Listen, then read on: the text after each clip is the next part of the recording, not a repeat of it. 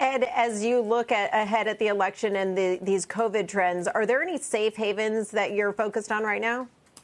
Well, I think the market is creating some good opportunities here. I mean, they're selling everything off, not just the pandemic challenge services companies, but a lot of these technology companies. I think since September 2nd, we've had sort of a panic attack correction that is correcting the overvaluation that we had at that point in time, and buying us some time for the fundamentals to actually look like they justify moving forward from here, and I think they will.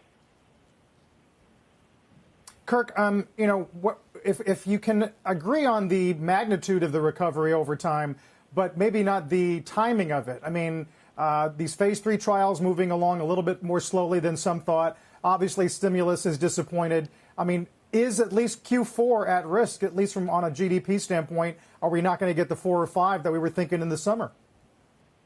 Well, I think you're having corona winter effects, and I think we all know that the winter is probably going to be a tough period. So the market clearly has to look through to the full year 2021. But clearly at these levels, the market expects that 2021 would be pretty robust. But the longer that time horizon is moved out, the more volatility you're going to have in the market. Ed, what does this mean for the holiday season?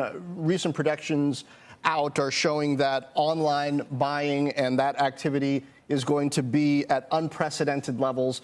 If consumers indeed do spend, some companies and some portions of the economy might be doing just fine, right? Absolutely. And look, the data shows a V-shaped recovery. I mean, on Thursday we're going to get a 35% increase in real GDP in the third quarter. But that's looking backwards. I mean, that's from April to October. All the indicators have been remarkably strong. And I think that's an important thing to recognize. They've been remarkably strong despite all the problems we have. And I think there's an underlying resilience in the economy where people have sort of learned to live with this virus. I mean, it's nasty. I think we're all watching the case count go up, but we also have a lot of therapeutics now that increase the chance of surviving this thing. And I think a lot of people do want to get on with their lives.